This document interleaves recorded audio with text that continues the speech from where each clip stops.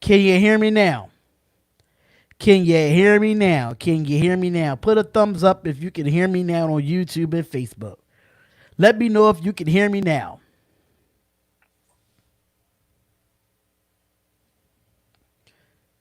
All right. Alex Torres, thank you. Elijah Myers, thank you for tuning in. We really do appreciate everyone coming in here and being a part of the Las Vegas Raiders off-season talk. I know it say Frank Gore on there, but it is a story about Frank Gore that I do have to talk about. There's some other news as well, so don't worry about the title of the actual thing because I am about to change that as we speak. I'm definitely trying to change that as we speak. So just bear with me, but it's definitely just Raiders news that we're talking about. So we're here, we're live. Thank everybody for tuning in.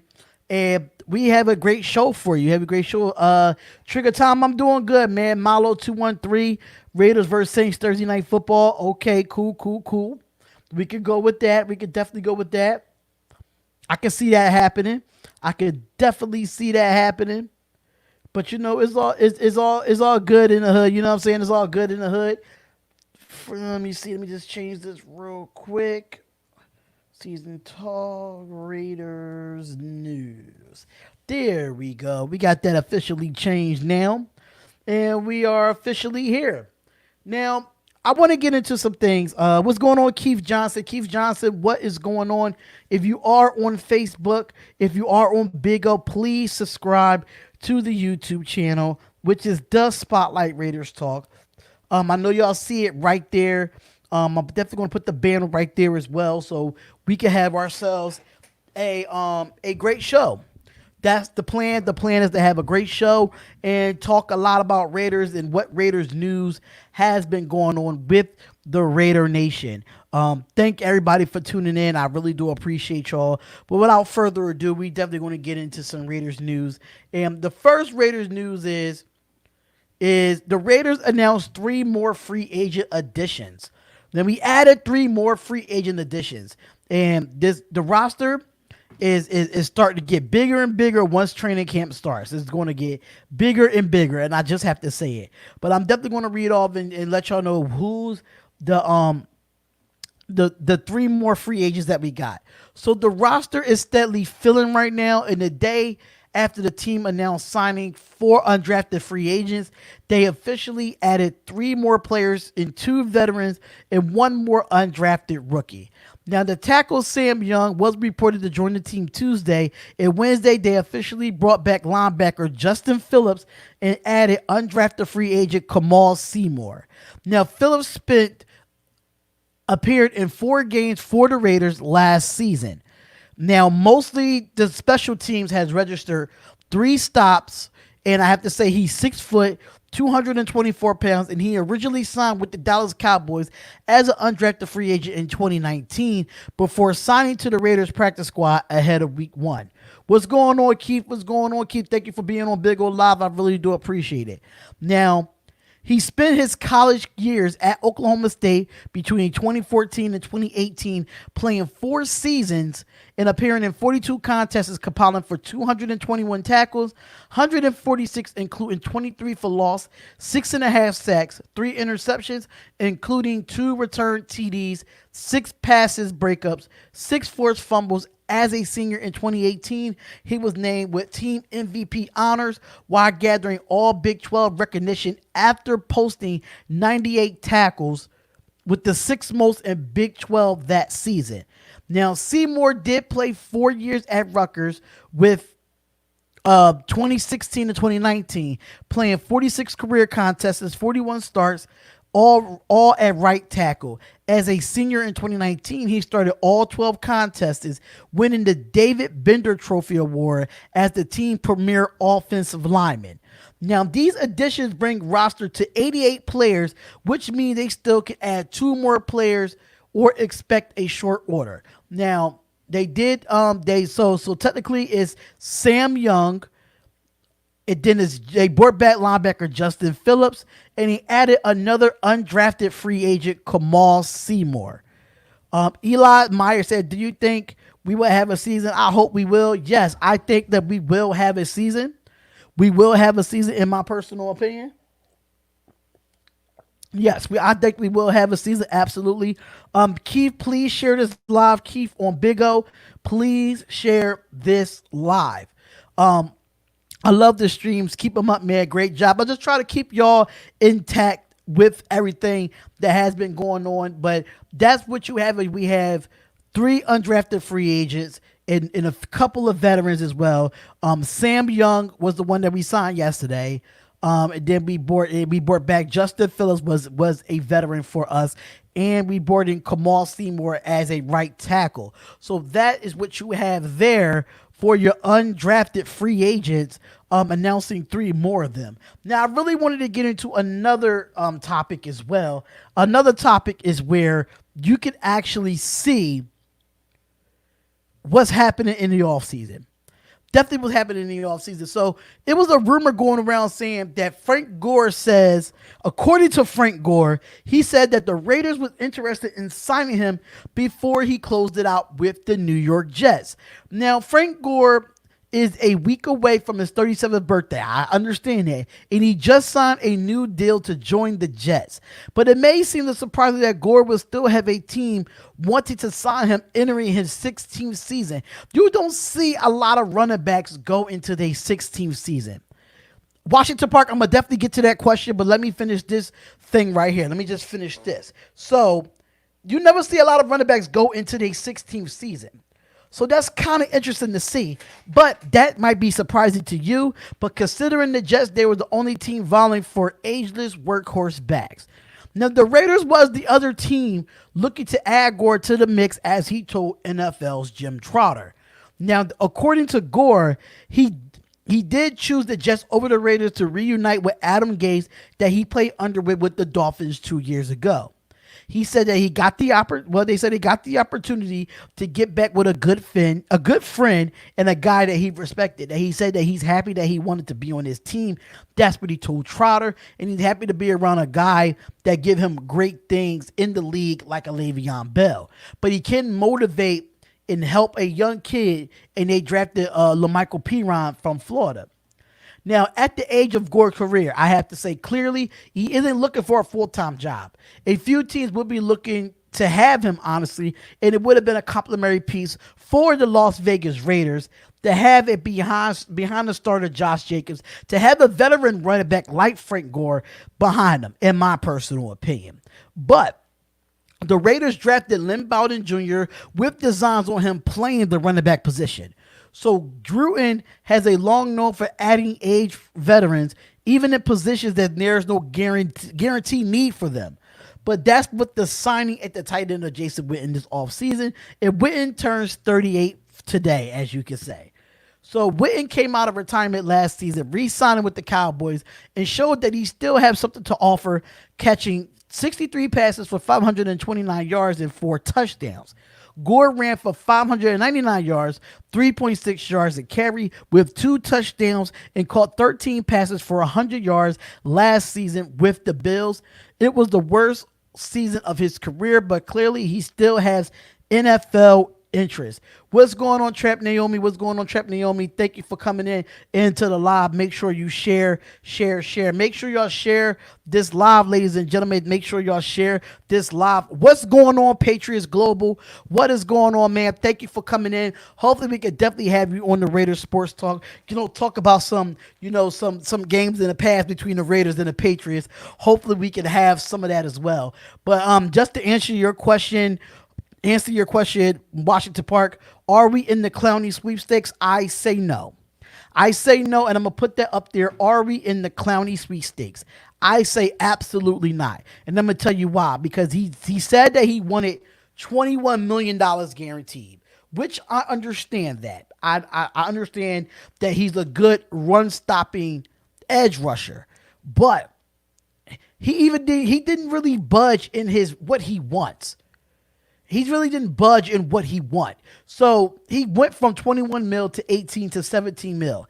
I think he needs to bring that price down a little bit more for the Raiders to go after them. And I'm going to tell you why. Because the Raiders is not even paying anybody at least 17, 18 million on that defensive side outside of Corey Littleton or Nick Kowalski or someone of that nature. Oh, thank you, Patriots Global. I really do appreciate that, brother. I really do appreciate that. I really think it's too much money. It's too much money for to go get Clowney, and Clowney's not bringing that price down. And mind you, he had core muscle. He had core muscle surgery, so he's definitely still trying to recover from that. But according to a lot of sources, they saying that he is ready to go. But I don't think we need Clowney. I don't want to get Clowney. I don't want to spend that big money for him. In my personal opinion. So no, I wouldn't say that at all. No, I can't see us getting Clowney at all. Okay, so watch the parts. That there's a thin line between quality and veteran and being old. That's a fact. Washington Park, I could completely understand that, but I just feel as though that what he's asking for is what we don't have in our budget. That's just my personal opinion there. That's just my personal opinion. 805 Raider says that I hope not is too much money. Pharrell is going to be better than Clowney. Hey, if that's your personal opinion, then that's your personal opinion. I don't know if it's going to be better than Clowney, but at the same time, you know, I like Pharrell. I think he got to come into himself. Thank you, everybody that's coming in on Big O Live. Please tap the screen on Big O Live if you are watching. Now, Rick says, from your point of view, will Gafford make the team? That's gonna be tough to really answer because Gafford is he's a talent. He's a talent, and I think Will Gafford is really good. But this wide receiver class is so deep. So I don't know if he make the squad. I think we'll keep him on the practice squad. I think he doesn't make the 53-man roster just because of so many people that we have at depth at wide receiver. So I really don't think that we will. I don't think he will make the team, but I think we'll keep him for a practice squad player. I love his talent. I love Will Gafford's talent. I love the fact what can he do to make things a little bit better for him, but it's a tough spot with so many receivers on the roster right now. Keith Johnson says Clowney is overrated. I wouldn't say overrated, but I can say is that Clowney he's not a good rusher to the quarterback. That's what I would say. He's not a good rusher to the quarterback. Like, he only had 32 career sacks. That's not a lot for a caliber player of a Jadeveon Clowney. That's just my personal opinion. I feel like when it comes to Jadeveon Clowney, if he wants to make big money like the Aaron Donalds and the Khalil Macks of the world, he has to sack the quarterback. And 32 career sacks is not enough. It's just not enough. I'm not going to sit here and pay somebody $21 million or $18 million or even $17 million for a guy that can't get to the quarterback. Yes, he has pass breakups. Yes, he has deflections. Yes, he has forced fumbles. But he doesn't have enough sacks that would want me to have him and pay them that $20 million guaranteed. That's why Aaron Donald and Khalil Mack get paid what they pay, because that's what they do. That's what they specialize in. Joshua Hutton says, hey, Spot, can I have a mod on this channel? Because my other phone is broke, please. Yes, I will give you a mod real soon. Just don't worry about it, man. Don't worry about it. Pharrell is more of a run stopper than a pass rusher. So is Jadeveon Clowney. Jadeveon Clowney is the same way. Joshua, I told you I would give you that mod. Just bear with me. Just bear with me. But Jadeveon Clowney only had 32 sacks in his career. In his career. So my personal opinion, he's not really just a pass rusher either. He's no different. You don't see Jadeveon Clowney average a double-digit sacks per season. You don't see it.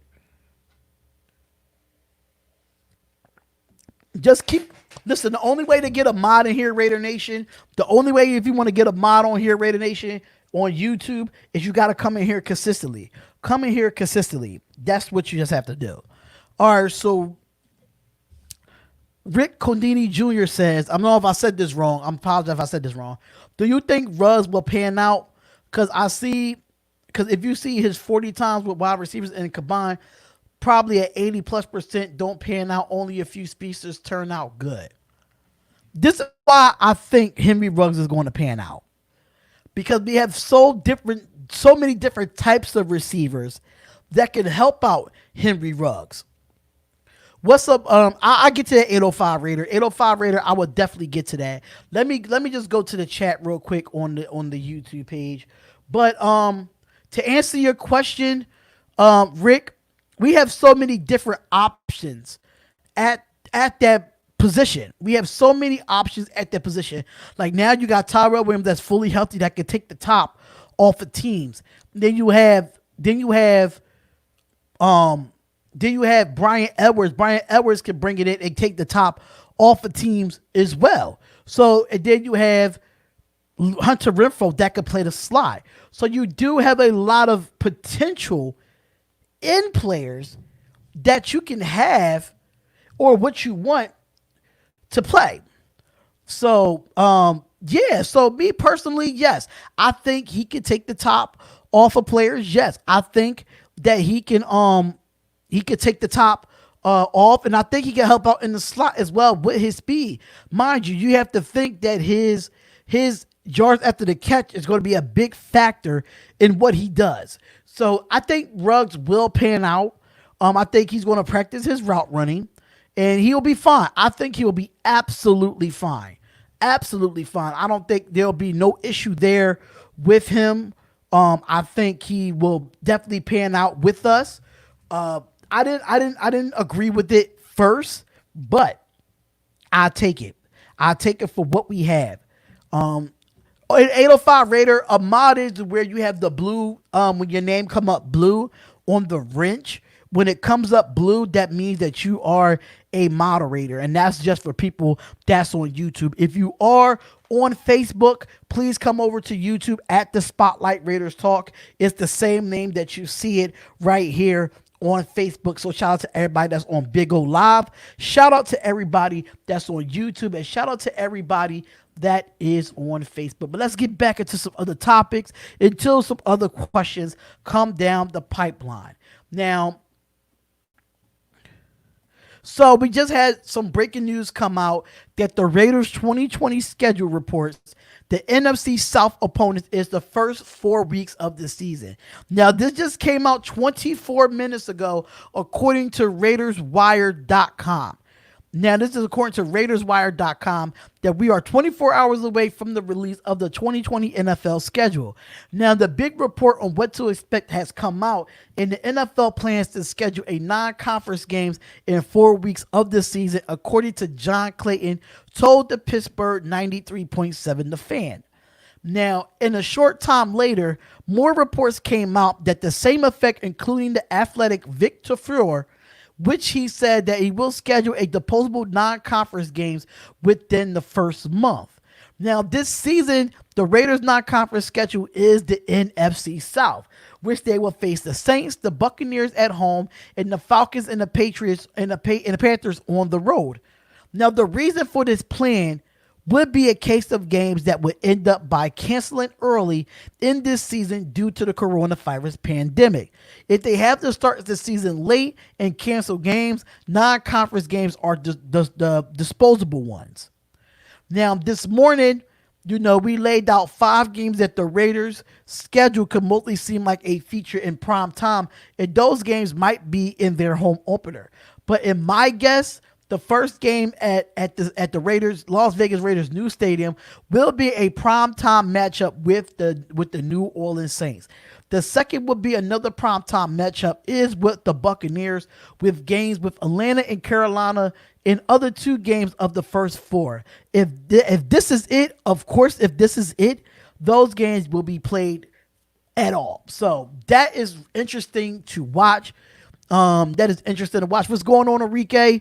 Thank you for coming in. Really do appreciate it. But it's a possibility that we might have the NFC South as our division that we play on the NFC side. So that means we have to go up against Tom Brady, Drew Brees, Matt Ryan, and Teddy Bridgewater for our defense, in my personal opinion. So I'm ready for the schedule. Don't forget, we will be here at 8 o'clock p.m. tomorrow to look at the schedule release of the Las Vegas Raiders and the entire NFL.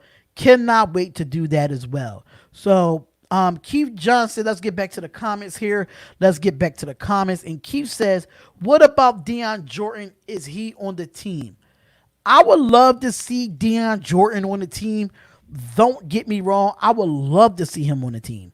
But at the same time, I would love to see Deion Jordan play a full season with us. That's another thing. I would love to see I would love to see him play a full season with us just because I feel like this guy can play. He can really play. Hold on, y'all.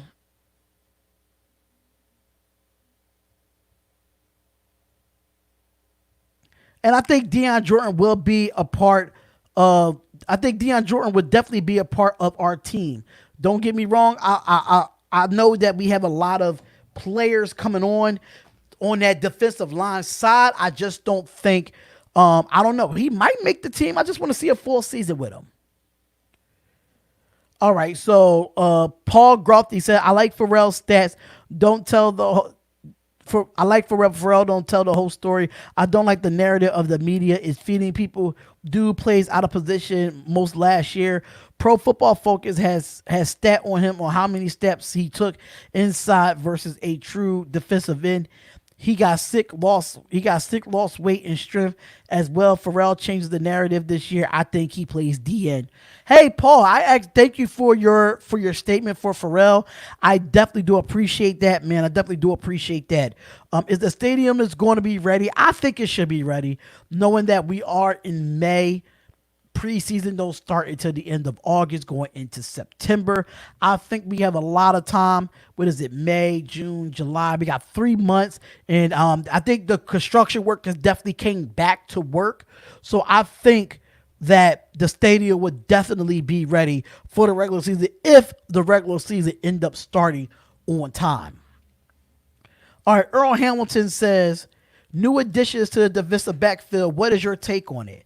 I'm really big on it. I'm really having high expectations on the new defensive backfield, knowing that we got rid of Darren Worley. I think he was one of our weakest links at the quarterback position. And Carl Joseph was just not, I mean, he was good.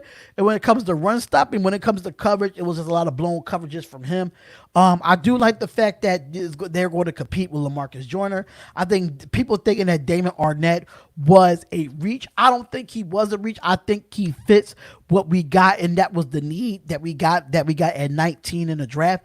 And Amik Robinson is a monster. I think he was the best still in the draft. And they say him because he had a groin injury. That's why he fell. But at the same time, this guy is a ball hog, and that's what we needed. We didn't have no dogs back there in the Raiders secondary. We didn't really have no dogs like that when it came to actually coverage or doing deflect passes.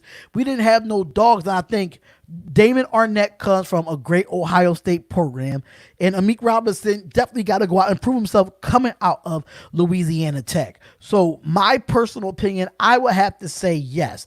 I am very ready for the defensive backfield to get after these receivers and learn from Paul Guttner in this scheme with a young Trayvon Mullen, with a young Isaiah Johnson coming off of an injury. I can't be no more, man. You couldn't ask for it more. You could not ask for it more.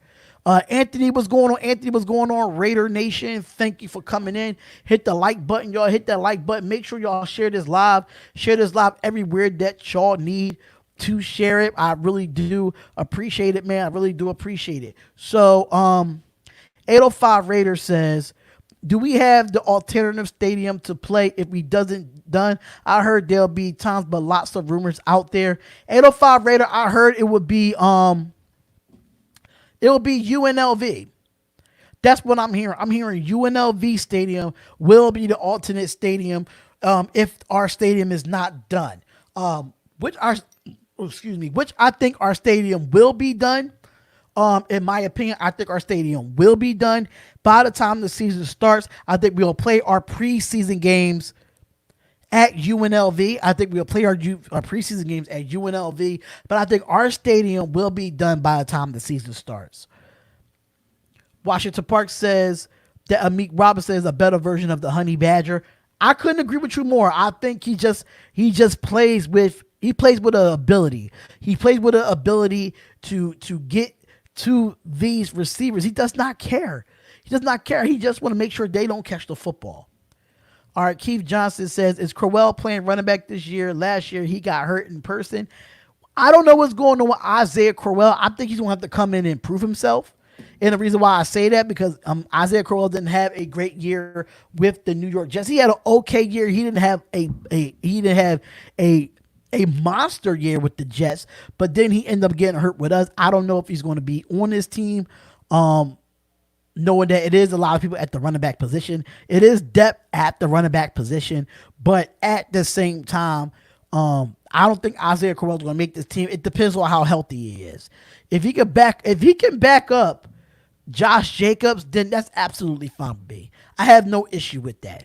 But if he's not 100% healthy, then we have to move forward from him. All right, here goes Juan. Juan said, do we keep 2 or 3 quarterbacks, 2.5, including the rookie Wildcat? I don't really would think Lynn Bowden Jr. will play any Wildcat or any at that position. I think we keep at least 3 quarterbacks on the roster, knowing that we did waive off DeShone Kizer yesterday, so that takes us down to 3 quarterbacks, which is Derek Carr, Marcus Mariota, and Nathan Peterman. So they will be our 3 quarterbacks on the roster. And then you got to think about it. Lynn Bowden Jr. is going to be playing running back majority of the time. So I definitely don't see no Wildcat when it comes to him, in my personal opinion. Thank you, Radio Raheem. Thank you, Radio Raheem, for being on here. I really do appreciate it. Thank you for showing all the love. I really, really do appreciate all the support and supporting my podcast while I do it on Big O Live. Thank you so much.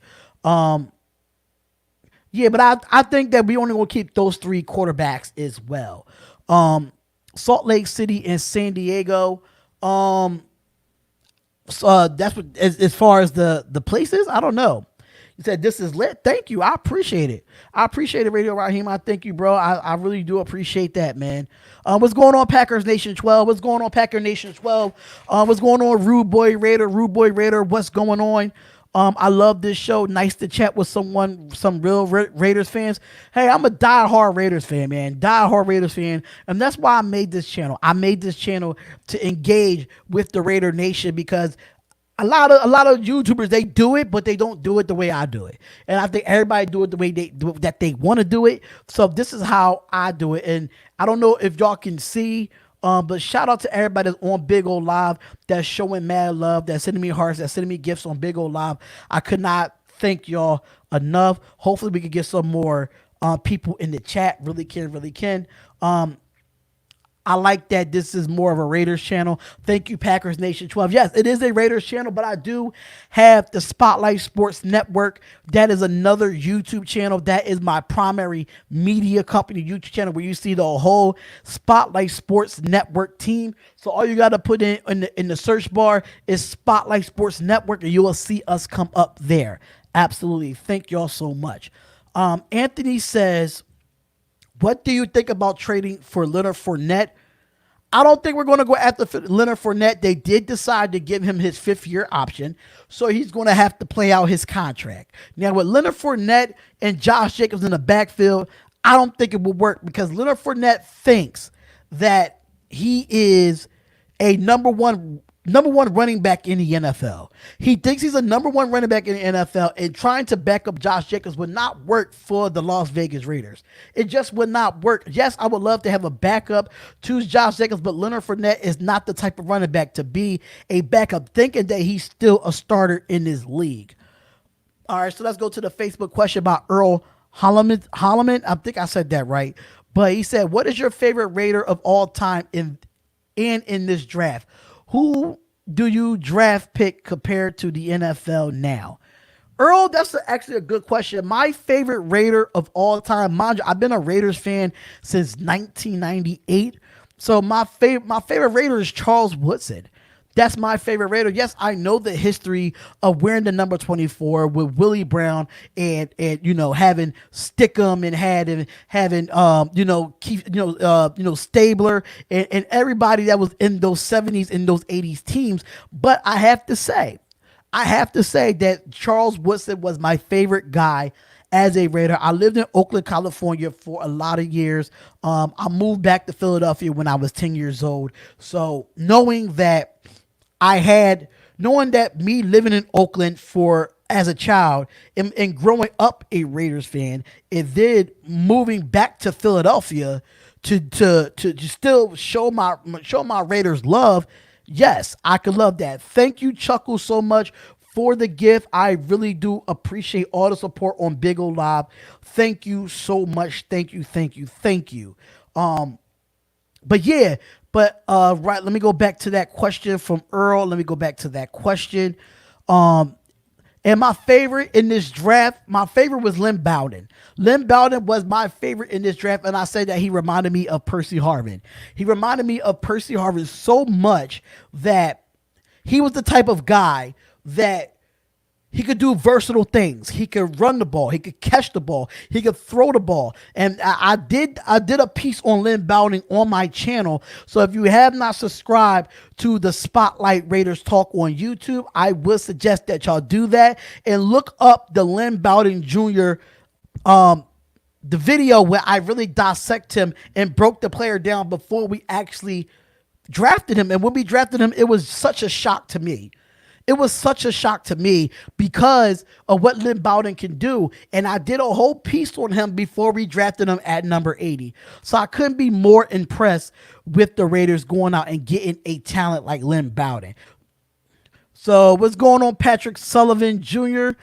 He's all the way out in Mexico. Shout out to J. Patrick Sullivan Jr. all the way out in Mexico. Shout out to you. Shout out to the Raider Nation. Make sure y'all hit that like button.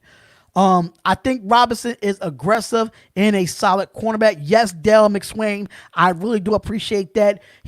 Robertson is going to be a great corner for us. I think he's going to be one of the quarterbacks in a while. So Patrick Sullivan Jr., he said he's been a Raider Nation for life since 1970. Okay, that's what's up. I mean, I'm still young. I'm 34 years old, so I've been a Raiders fan since 98. What up? What's going on, Fierce Raider 88? Fierce Raider 88, what's going on, brother?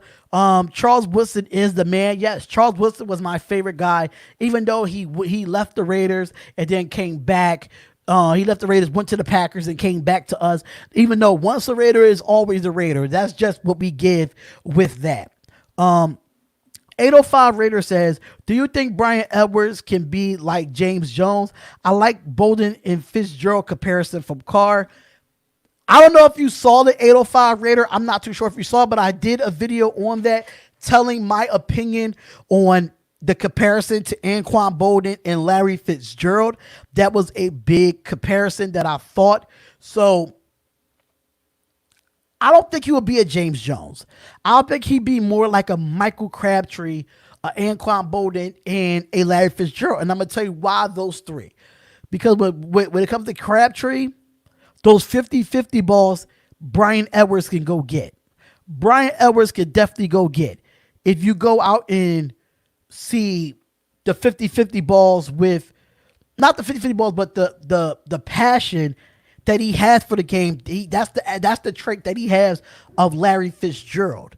Now, coming across the middle and taking hits, that's where he has the combination of an Anquan Bolden. So I say those three are the comparisons to me because of the style of play that he plays. Knowing just in case if, Tyrell Williams, God forbid Tyrell Williams get hurt. God forbid if Tyrell Williams get hurt. At the end of the day, I feel like he will be a good receiver even though Tyrell Williams will be hurt. God forbid anything happens to him. All right, my favorite is Henry Ruggs, but I also like Amik Robinson, Brian Edwards pick as well. Raiders fan says 1990. What's going on, Logan? What's going on, Logan? 805 says, yeah, I saw it. Who gets more sacks this year, Crosby or Farrell? That's a tough question because we didn't expect Max Crosby to come and change the face of the Raider Nation in his rookie year. We had no clue of that at all. But I think Max Crosby, I think it's going to be a mixture of both. I think they will get both actual, how can I say it? They will feed off each other. That's what I'm gonna say, because Max Crosby is going to be looked at. There, a lot of offenses is going to look for Max Crosby more than they're going to look for Pharrell, for Clean and Farrell. So they're going to actually strategize around Crosby because what Crosby did last year. So what they're going to do is that if they double team Crosby, it helps out the rest of that defensive line. It helps out those linebackers. It helps out everybody that needs to be in their place and do their job. I don't know who's going to get more sacks this year. I'm not going to put it out there, but just know Max Crosby is going to be the forefront going into what offenses have to try to neutralize him and open it up for everybody else. Now, Juan said, do we still need cornerback help? We all have unproven youngsters. I think Trayvon Mullen is a proven youngster if you saw him last year, in my personal opinion. But I think if we go out and get a Logan Ryan, but the only way we get Logan Ryan if he brings down that salary that he wants. Now, if he could bring down the salary that he wants, then yes, we could go out and get a Logan Ryan. But right now, I think we got to go young. We can't really keep going old and old and old. So I just can't see us going out right now and getting more corners. About to hit the freeway. Okay. Raider Nation says 68. Bo Jackson was my favorite for sure. Bo Jackson was one of my favorites. I actually had a pair of Bo Jackson sneakers back in the day. Rude Boy Raider says, did we or didn't we sign a big, powerful leaning back that played in Canada? I don't know too much about that information.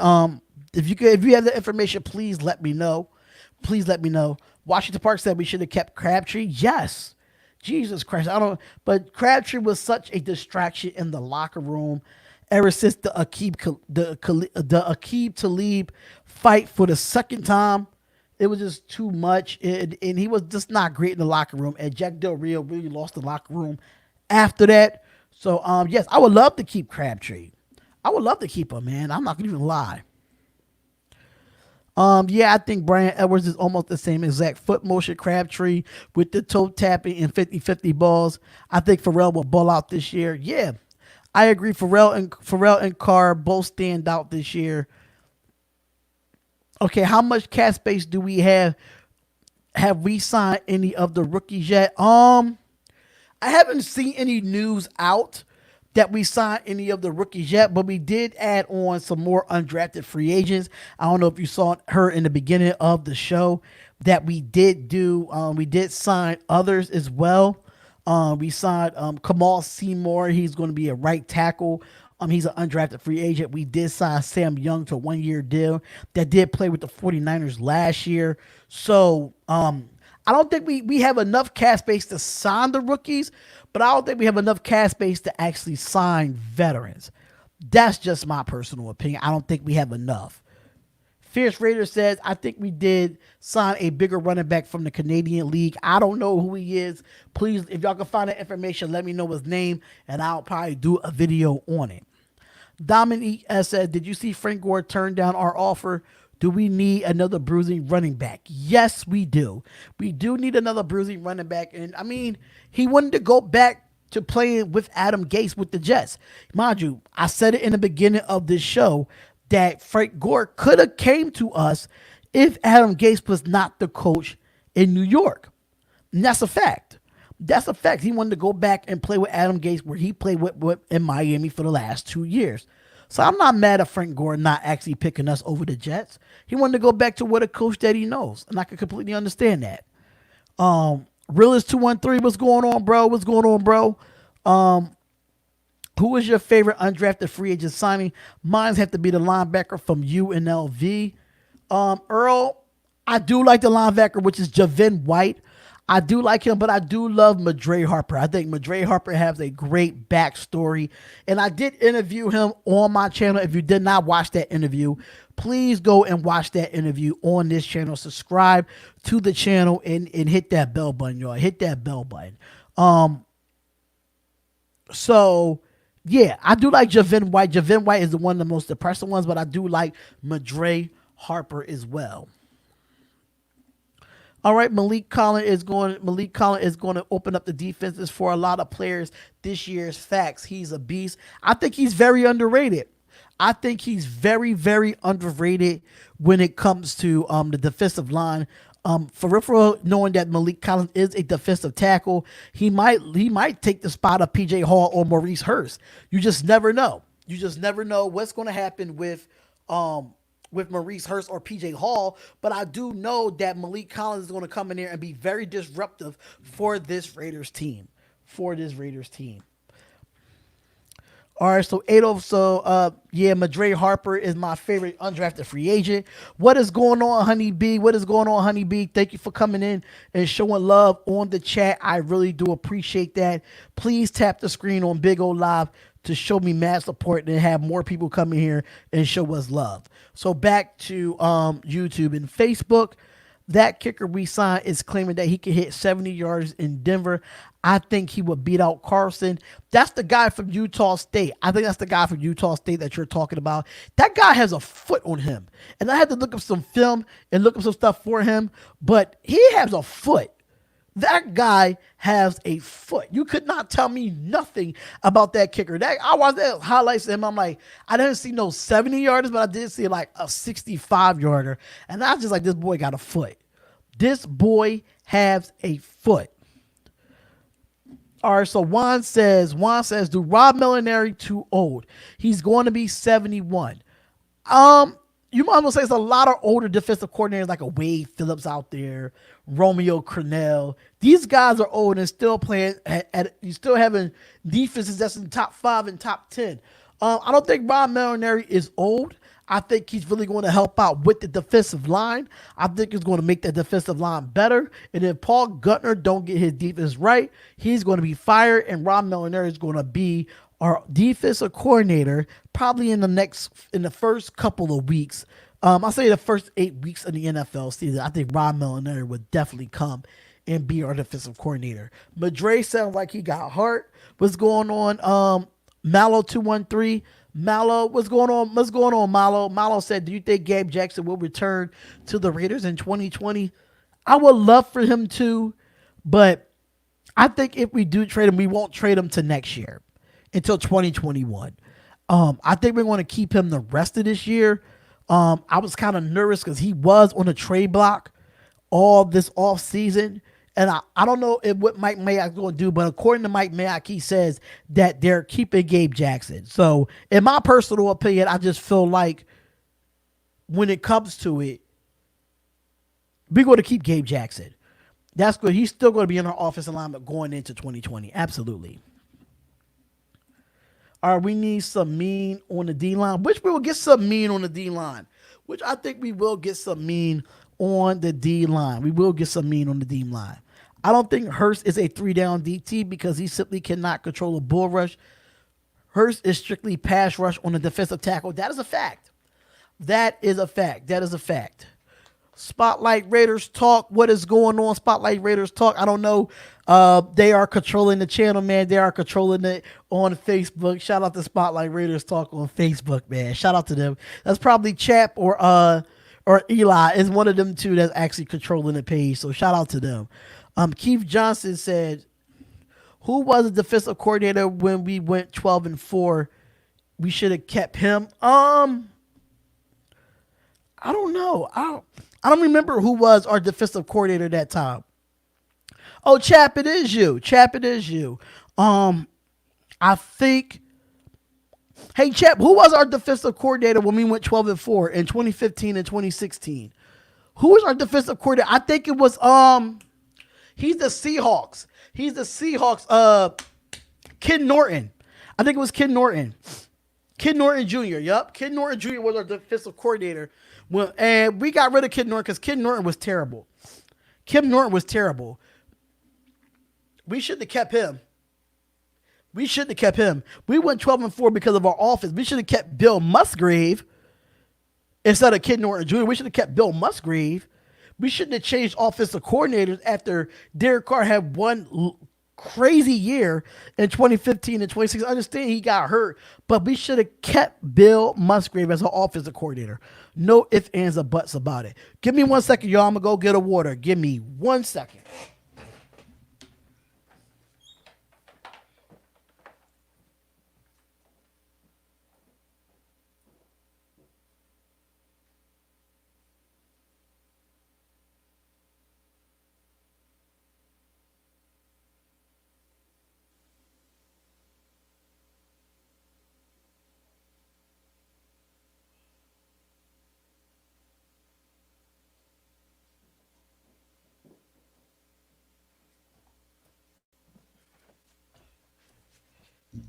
All right, I apologize for that. I apologize for that. The boy is back. His boy is back. Had to get some water, you know. Make sure when I'm asking these questions I have enough. We won a lot of close games that year. We did. Offensively, we did because our defense, we really couldn't do much, man. We really couldn't do much on the defensive side. Hurst is exactly why PJ Hall is still on the roster, in my opinion, because at least PJ is strong and enough to take on double coverage, is still driving inferior old lineman back. Hurst cannot do that. That's why I wish we would have got Derek Brown.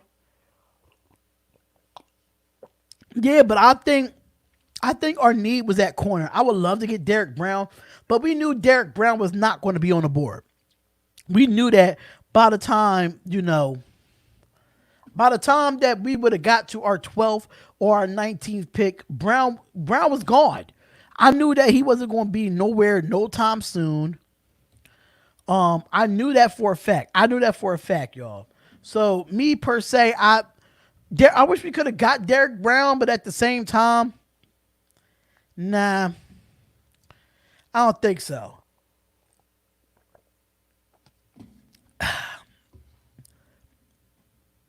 Yeah, he wouldn't. He just wouldn't have been there.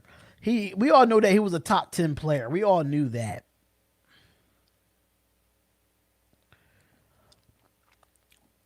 But y'all have any questions for me before we go into any of the Raiders topics? Any other questions?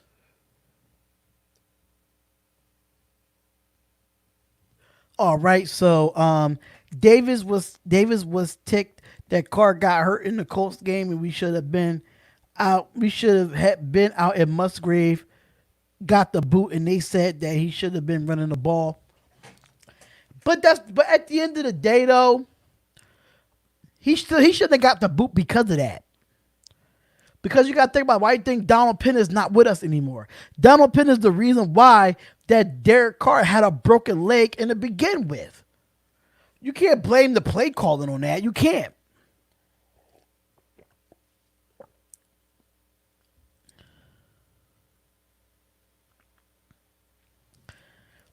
But Wish Foster Moreo. I don't know how you say it, but everybody say happy birthday to Foster Moreo. Happy birthday to him. Hopefully that his injury comes in and he be 100% healthy to start the 2020 season. What is going on, Zori? What is going on? Thank you for coming in on Big O Live. Please show some support. Tap the screen. Send me some gifts. Send some love. Can you follow my host page? Yes. I'm about to follow your host page right now. I'm about to follow it. Yup. I followed it already. I followed it already for you, brother. I got you right there. No problem, brother. No problem. Moreau. Okay, it's Moreau. Okay. So happy birthday to Foster Moreau. Happy birthday to you, man. Happy birthday. But thank you, everybody, for coming on. I'm still going to stay here and talk to y'all, man. And it's actually Jason Witten's birthday, too. So happy birthday to Jason Witten as well. I agree with you. Del Swain said that he likes Musgrave. My host audition is Friday at 6. Let me go around and add the girls. Yeah, go ahead and do that. I will definitely be there for your host audition at 6. I will definitely be there for your host audition at 6. That's definitely not a problem because I'm definitely might turn this into a podcast channel. Not too sure. Penn was the only reason why Carr was MVP candidate. I don't think so. I kind of disagree with that. We had one of the best offensive linemen in football. At that time, we had the best offensive line in football at the time. Donald Penn was our weakest link. Donald Penn was our weakest link because he was an old fart. He was an old fart. Okay, that's fine, brother. That's fine, brother. I really do appreciate that. Supporting my passion and supporting my full time gig, which I do here on YouTube and Facebook as well.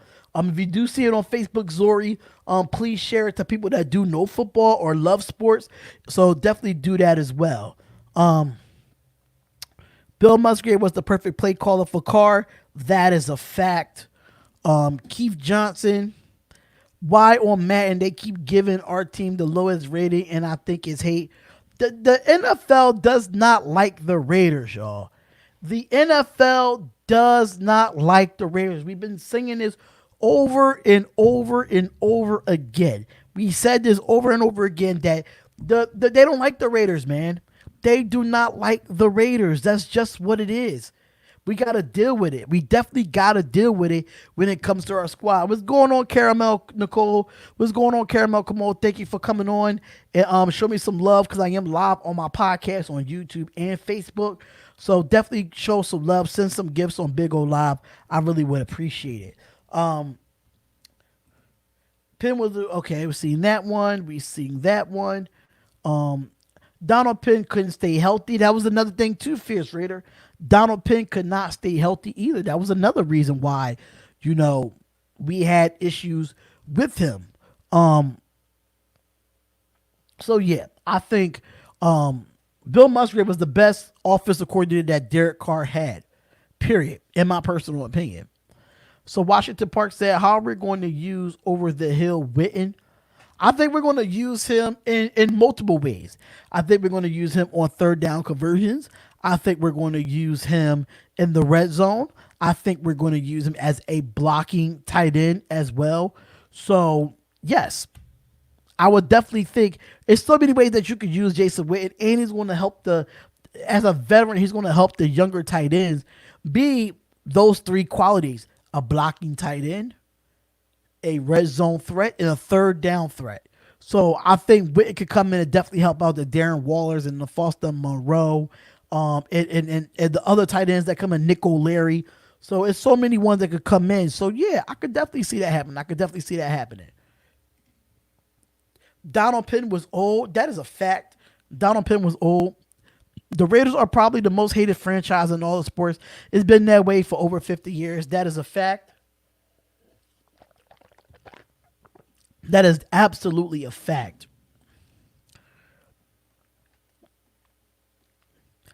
But how do y'all feel about how do y'all feel about if we play the Buccaneers in week 1? How do y'all feel about that, Raider Nation? How do y'all feel about that? Because I don't have no problem with that. I have no problem with playing in week 1. But I got some news for y'all. According to justblogbaby.com, I just seen this come down the pipeline on justblogbaby.com. I don't know if y'all seen it or not. But it says Raiders news that Tanner Muse is confident that he's confident he can make the switch to linebacker. Now I'm gonna just read a few of what this article have to say about Tanner Muse. A lot of people don't like Tanner Muse. They don't like the pick. I'm not really was too big on the pick either, but I'm gonna definitely let y'all know what was stated here. Now, the Las Vegas Raiders rookie Tanner Muse played all over the field for Clemson. The Tigers, but is confident that he can make the switch to linebacker full time. Now, according to justblogbaby.com, it says that the Las Vegas Raiders made one of the most surprising moves in day 2 of the 2020 NFL draft when they selected Tanner Muse with the 100th overall pick. Muse played primarily safety at Clemson, but lined up at linebacker with Brent Variable's system and thrives off versatile players. Now, according to justblogbaby.com, they said that he's excelled at safety. He was named 3rd team All-ACC at the position in 2018 while helping the Clemson yet win another NCAA national title. Now, Muse would add another honor in 2019 when he was named first All ACC for stellar senior season. That would be the end of the national championship game. But at this time in defeat, even though that he was one of the most decorated, accomplished players in the draft, Muse tweener size and stiffness is according to scouts hurt his stock. Now, he's a North Carolina native that has a straight line speed to play in NFL where he displayed a 4.41, a 4.41 in a 40-yard dash at the combine, but the tweener status of NFL teams was unsure where he could play, knowing that he's 6'2", 227 pounds. Now, Muse is one of the bigger size for the safety, but believes that he currently a bit light to play linebacker. Now, they say Muse was luckily enough to have a pro day, but before COVID-19 pandemic broke out, but unable to attend an individual workout with the teams for a reason. An interview with the Athletic to Sean Reed, Muse describes his unique challenges as he faced when he tries to consider himself a NFL linebacker. And he quotes that it was tough because he really wanted to show teams that he could play linebacker and that he could move more like a linebacker. He really wished that he could sell himself through the Zoom meetings and everything that was come with the process. It's been hard, but he think he did a really good job doing it and it really paid off.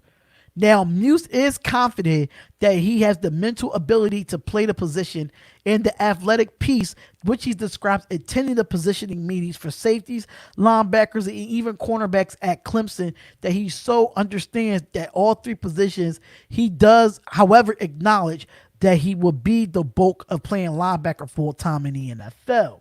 So, what I have to say is that at linebacker, he said this is what Tanner Muse said, another quote from that interview. And he says at linebacker that he's going to run, he's going to be doing run fits and handling and dealing with more of the offensive linemen. I have to just really train myself physically to be able to take on a role where I don't fatigue and I'm always getting stronger doing games, being able to hold my own. Now, the first impression of Tanner Muse is that he's smart. He's a hardworking player, and the Raiders can trust to do all the work on the field to understand his new position. If the learning curve is a sleeper, then he expects then he can still make an instant impact on special teams until his mind catches up with his body at linebacker. The Raiders had a success going well with Clemson players during Mike Mayock's tenure at GM. Now they done said so again, finding a player that the Raider Nation should be excited about. Now, what's going on? What's going on, Little Man No Sports? What's going on? Now that was actually stated. That was actually stated against JustBlogBaby.com. That's not my piece. I did not write that article. I'm just letting you know what we're seeing and what I've seen on JustBlogBaby.com. I think that he's really up for the challenge. I really think that he who doesn't mind playing special teams. He doesn't mind playing special teams until he gets ready to play the linebacker position. So I can't be mad at him. I can't really be mad at the guy because the guy is showing what he can do. Even if he's on special teams, he's going to prove everybody wrong, and that's what I think. But it is what it is. So what's going on, Water King Anonymous? What's going on, Water King Anonymous? What is going on? Yeah, when it comes to that, I could definitely see that. Let's go into some other Raiders news that we do have here according to JustBlogBaby.com. I don't know if y'all saw. There's not really too much news out there. Carr already said that he's not going to make any excuses. I'm really just proud of what my Raiders did in this offseason. Who are the top QBs for the Raiders? The top QBs is Derek Carr and Marcus Mariota. Derek Carr is going to be the starter. Marcus Mariota is going to be the backup. That's just what that is. That is just what that is. That's just most of the Raiders news that came out. The biggest, according to JustBlogBaby.com, Las Vegas Raiders, the three biggest positional upgrades in this offseason. Now, mind you, I'm reading off of JustBlogBaby.com, giving y'all some information on the Las Vegas Raiders. Now, the Raiders have made some big moves to revamp the roster in this offseason. And here, these are three positions that the Raiders had the biggest upgrade. Now, heading into the offseason, the Las Vegas Raiders would need many positional upgrades in how they go about attacking free agency in 2020. With the NFL draft were questions that everyone's mind that at the top talent throughout both avenues from them to choose from. As we saw Mike Mayock and John Gruden use the free agency to bolster the defense and strengthen the primarily of the front seven. We saw massive additions to the linebacker group along both playing top talent and quality depth players added into already talented defensive line. Now, the draft, however, was used to add more weapons on the offensive side of the ball.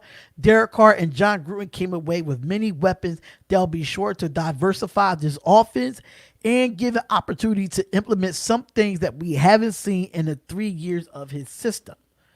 Now, the Raiders are also added the depleted secondary to the mix with both rookie draft picks and veteran free agents. With that being done through the draft and free agency, we are ranked top. We're going to rank the top 3 upgrades of the Las Vegas Raiders during this offseason. Now, the first one is at number 3. We're going from 3 to 1. And the third one is defensive backs.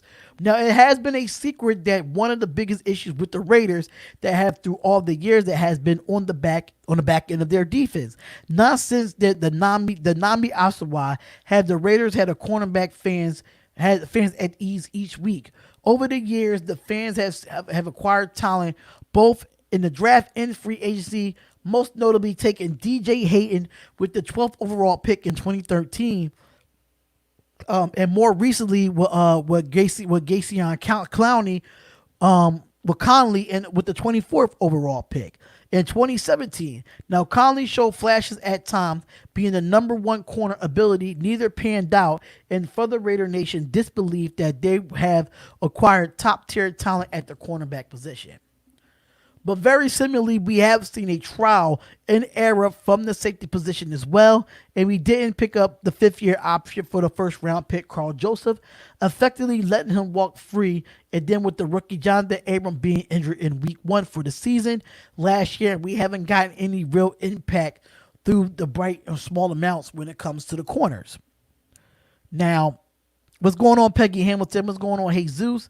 I just heard the project the Raiders was 6.9 wins, putting them at the bottom of the AFC West. That's BS. Don't worry about that. Don't focus on that as much. So I'm just going to keep reading this a little bit more. That then they attacked the cornerback position primarily through the draft, taking Ohio State corner Damon Arnett with the 19th overall pick. He's a Festi corner and Amik Robinson out of Louisiana Tech in the 4th round of the 139th overall. A lot of heads turned when the Raiders made the Arnett pick, and he was projected to go more in the 2nd round. Now, Mike Mayock said, however, with the guy with a great talent that faces his game, and didn't want to miss out since he had no 2nd round pick at the time. All in, the Raiders secondary was better from where they sat going into the offseason. They added some young and physical talent and some swag to our cornerback position, while also adding a veteran presence in the safety group of Demarius Randall.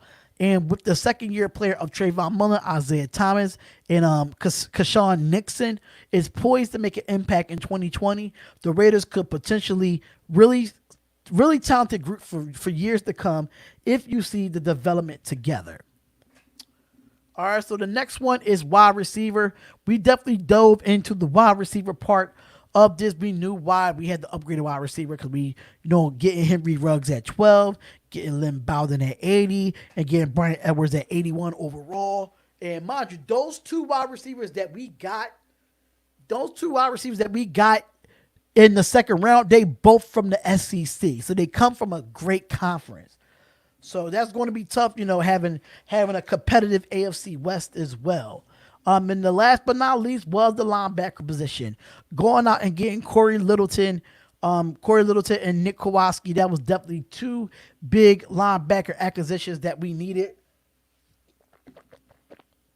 that we needed at that time and releasing Tahir Whitehead. And the linebacker position is going to be really good. The linebacker position is really going to be good.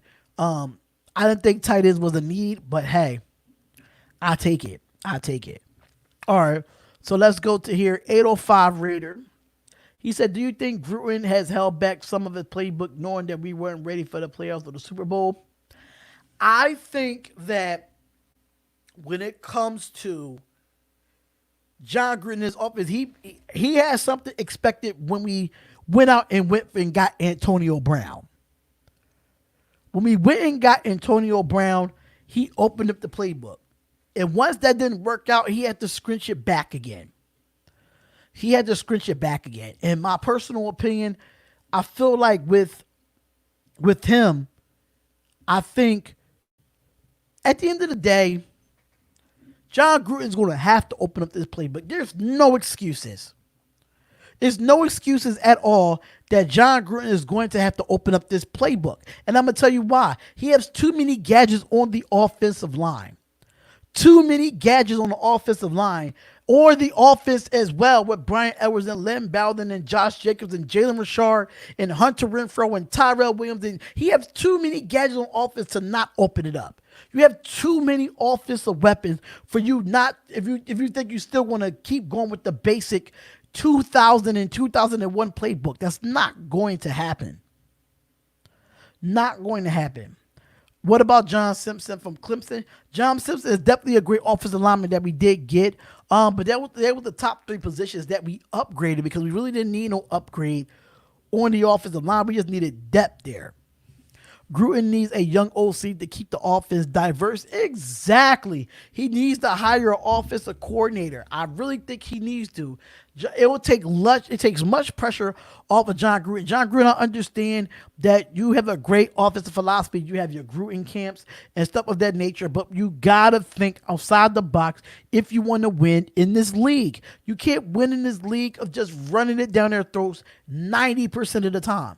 I mean, the running game will definitely help out the quarterback, but then at the same time, we got to take some shots downfield. And that was the problem with John Gruden's offense, and that's why Derek Carr didn't go far in the deep ball because there was no play set up for him to go to the deep ball.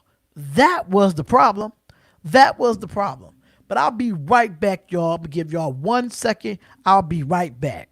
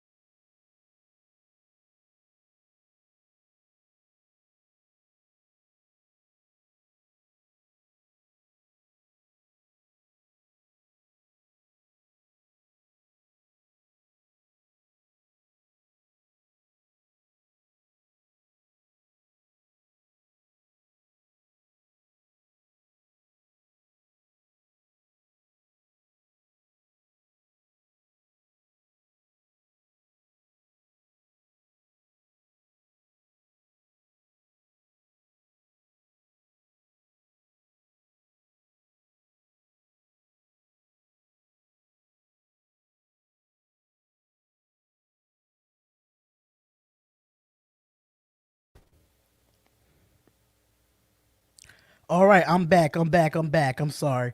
I had to, take a quick break real quick.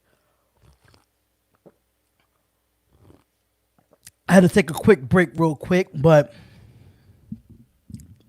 we need to go deep. Absolutely, we definitely need to go deep. But if y'all have any more questions for me, please let me know now. If y'all have any more questions for me, please let me know. We're talking sports here. I mean, any more Raiders questions? It could be from the past. It could be from the future. It could be what are y'all ready for tomorrow's schedule to come out? Are y'all ready for tomorrow's schedule to come out? Because I would love to see tomorrow's schedule come out. I cannot wait until 8 o'clock when we go see tomorrow's schedule, and that's going to be very, very awesome. It's going to be very, very awesome to see, in my personal opinion.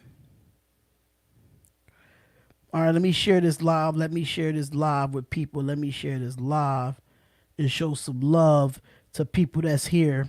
Share this live, y'all. Hit that like button. Subscribe to the channel. It is the Spotlight Raiders Talk. When does the schedule come out? It comes out tomorrow at 8 o'clock. I will be live for that as well. I cannot wait to actually be a part of that because honestly, I feel like hopefully we don't get a tough schedule. From what I'm hearing, like we got the NFC South as our division this year on the NFC side. So we got a tough division. We got a really, really tough division for the Raiders, man. I can't say that, as much, but who do you think outside of the NFC South, who do you think would be on our actual schedule? Let me know. Let me know who y'all think would be on our actual schedule because I would love to have y'all on. Thank y'all for tuning in. If y'all tuning in, make sure y'all share this live. Make sure y'all share this live. So schedule come out 8 o'clock. 8 o'clock tomorrow. I will be live for that. Javin White. Thoughts. Okay. Let's get into Javin White real quick. Let's see if we can get into him real quick. Because I know I think he's gonna be one of those linebackers that's gonna make the team. That's just my personal opinion. But let's get into him real quick. Let's see what we got some stats on him. All right, Javin White. Javin White he's staying in the area 1. He played in his college ball at UNLV. 4 seasons. He appeared in 43 games with 29 starts. His career totals is 201 tackles, 124 for solo. He has 18 tackles for loss. He has 3.5 sacks, 9 interceptions, 15 pass breakups, 7 forced fumbles, and he was named the UNLV All-Decade Team at linebacker after finishing 6th in Rebels history in interceptions and 3rd in forced fumbles. How I think about Javin White? I love it. I love Javin White. I think he's going to make this football team. Just hopefully he comes with a better mindset and a mindset that guy can play and bring some swagger back to our defense. That's what we're missing. We're missing swag.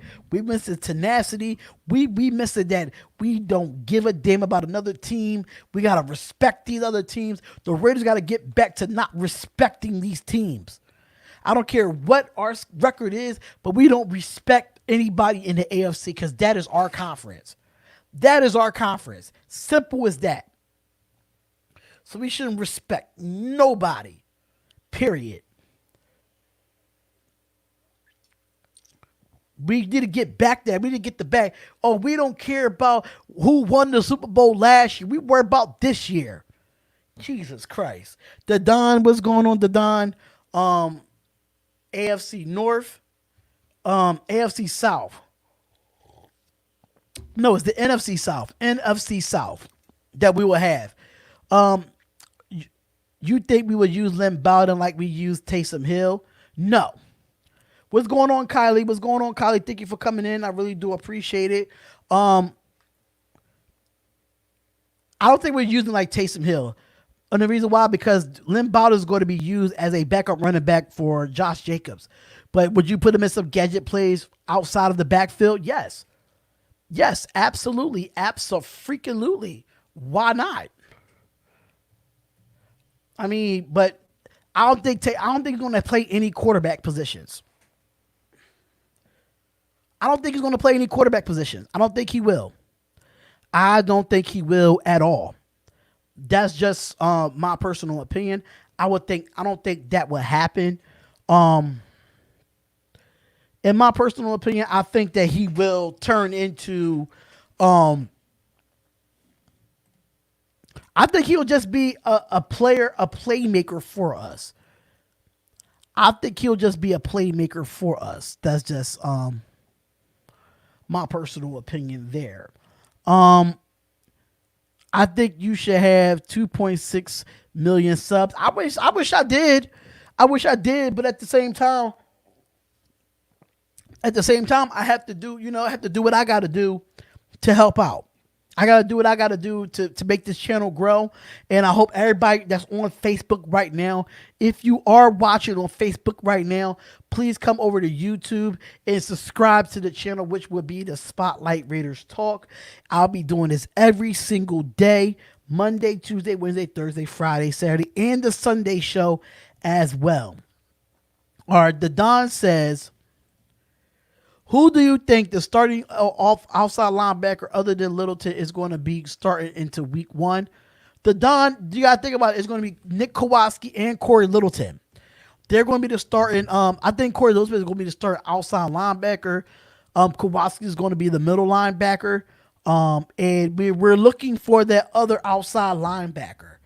So Javin White might make that team. You just never know who's going to be there. But I don't know who's going to be on that opposite side. I know Corey Littleton is going to start. I know Nick Kowalski is going to start.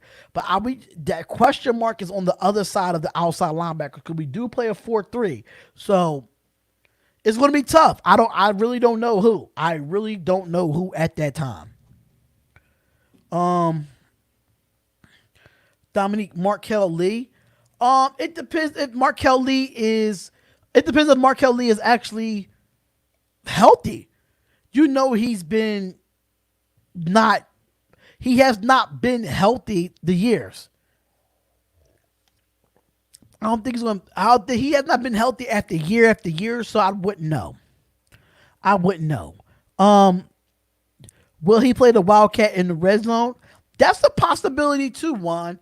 That Lynn Bowden might play the Wildcat too. He might just play the Wildcat. So that's another story for another time. He might just play the Wildcat. That's a possibility. That's a real possibility. All right, so let's see if we have another one here. Tanner Muse. Tanner Muse is not going to start. He's not going to start week one, Don. He's not going to start week one. We just read an article on him saying that his body has to catch up to being a linebacker instead of being a safety. His mindset is being a safety because that's what he played at Clemson. But he's going to have to be a full-time linebacker playing in the NFL, knowing that he is like 6'2", 227 pounds, that has to bring up some muscle. So his mind and his body got to get prepared for him to play linebacker instead of safety. That means he's going to be up on the front seven a little bit more. So right now in week one, Tanner will not be starting. I don't think that will happen. I think week 1 or 2, the Raiders will face the Jets. Oh my gosh. I do not want to face the Jets again. I do not want to face the Jets again. Absolutely not. All right, Jesus Espino says, do you think Arden Key is going to show more improvement this season after his injury? He has to. It's a make or break year for Arden Key. It is a make or break year for Arden Key. Arden Key is going to have to come in and show out. He's going to have to, because it's so many defensive linemen that we went out and got. It's so many defensive linemen we went out and got in free agency and doing not even undrafted free, not even in the draft. But what we got, like the Malik Collins and the Carl Nassib and Cleveland Farrell, P.J. Hall, Maurice Hurst, and some others that we got on the defensive line, Arden Key is going to have to show out if he wants to stay on this roster. That's a fact. That is a fact that he has to do that. Because if he doesn't do that, then it's going to be an issue. So Arden Key will have to ball out and stay healthy to ball out. Murrow most likely start over Lee.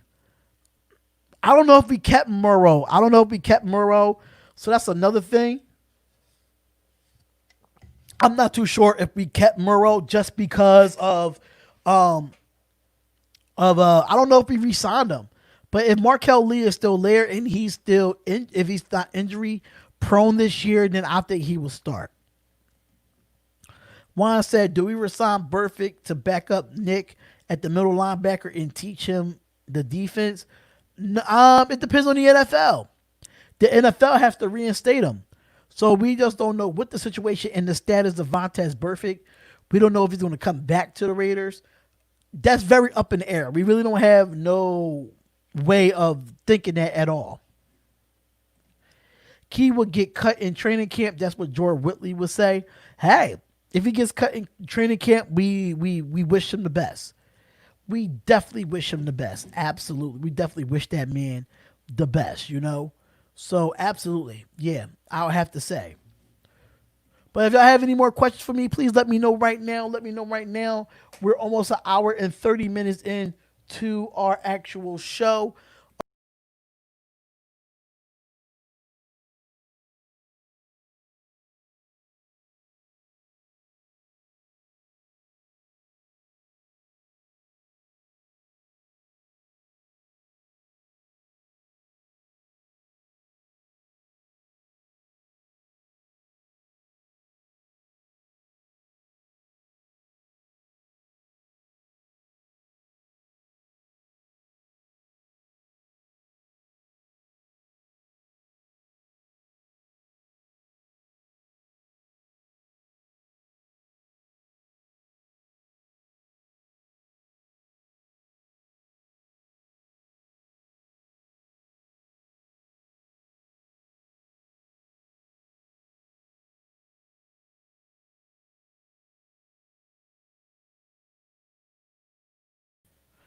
I'm sorry, y'all. I'm sorry, y'all. I don't know what happened.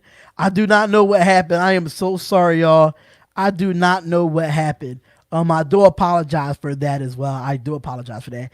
Thank you, Jessica. I really do appreciate the gifts. Thank you so much. Thank you, thank you, thank you. Um, Although why we don't play games no more. Oh, we do play games. I mean, every time we'll talk about that once I go live off of YouTube and Facebook. Um, Amik said Amik Robinson Amik Robinson start over Lamarcus Joyner? I don't think he will, but it's a possibility. It's a possibility. Hell yeah, it's a possibility that Amik Robinson can start over Lamarcus Joyner. I wouldn't say week one, but later on in the season, if Lamarcus Joyner is not playing up to his money, hell yeah. Hell yeah. I could definitely agree to that. That's not a problem. I could definitely agree to that. I could definitely see that happening. Absolutely. That's not a problem. I could definitely see that happening. Um, any more questions before we go into the topic here? Any more questions? What am I sipping on? Water. Water is what I'm sipping on. Water is what I'm sipping on. Water is what I'm sipping on. I'm not sipping on nothing crazy, but I want to get back into this topic as well. I want to get back into this topic. And the Raiders Carr thought that Henry Ruggs was the best receiver in the draft. Now, this is according to RaidersWire.com. This is according to RaidersWire.com.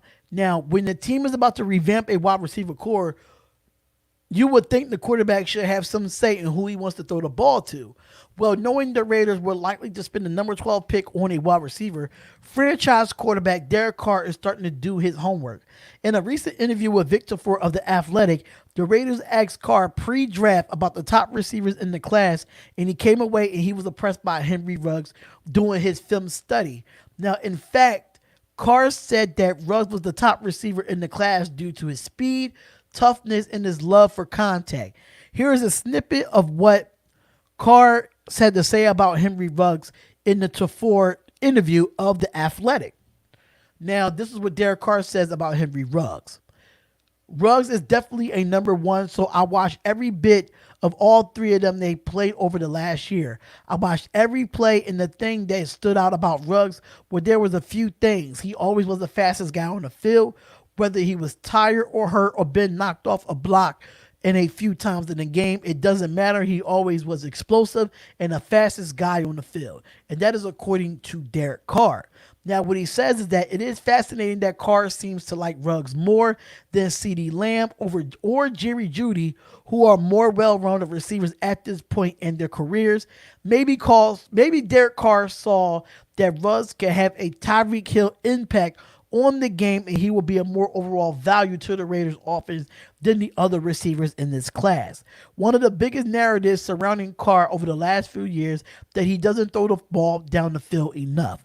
But with Ruggs and Tyrell Williams on the roster, he is finally has adequate weapons to attack defense vertically. It will be fascinating to see if Ruggs' presence makes Carr more aggressive passer in 2020.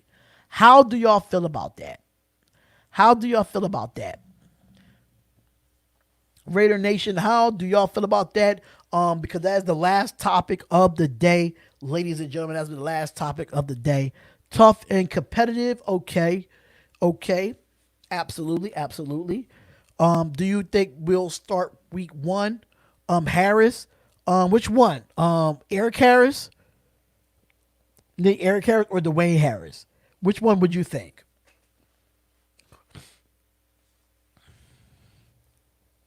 Tough and competitive. I'll have to say tough and competitive as well. Absolutely. So we do have a few more minutes until the show is officially done. Because I said I'm only going to do this for an hour and a half per day. Hour and a half per day. But don't forget tomorrow at 8 o'clock, Eli and I will be on the show. We will be doing the show when it comes to the schedule. We'll be looking at it and see what the Raiders play according to the schedule tomorrow. Oh, Eric Harris. I don't think Eric Harris is going to start. It depends on what Jonathan Abram is going to do. That's another thing. It depends on what Jonathan Abram is going to do. So if he's fully healthy, then no, I don't think Eric Harris is going to start. But I think he's going to help out in the secondary, even though we do have Jeff Heath as well. So and a Demarius Randall. So that definitely can happen. Leafs D, what's going on, Leafs D? What's going on, brother? What's up with you? How you doing today, man? But Ruggs has great hands. Yes. 805 Raider, yes, he does have great hands. I could not say anything more about the great hands that he has. Ruggs will get 10 TDs. That is a fact. He will get 10 touchdowns. Henry Ruggs will get 10 touchdowns. Absolutely. Absolutely. There's no ifs, ands, or buts about that. But I want to thank everybody for tuning in into another hour and a half show of this. Roy said, here are some highlights that I saw for Ruggs. He can make plays after the catch. Oh, absolutely. Absolutely. He could definitely make plays after the catch. That is really dope. But I do want to thank everybody for tuning in into another Spotlight Raiders talk. Don't forget, tomorrow at 8 p.m., we will be doing the special for the scheduling of the Las Vegas Raiders and the entire NFL. Let me know what y'all think about this video. Let me know what y'all think about this live. Please share this live on Facebook. Share this live on YouTube. Share this live on Big O Live. Thank everyone for tuning in. Thanks for all the Raider Nation that came in and showed love. Comment, like, and subscribe to the channel. It is the Spotlight Raiders Talk. And I will see y'all tomorrow at 8 o'clock for the special scheduling. Peace, love, and happiness. I'm out of here.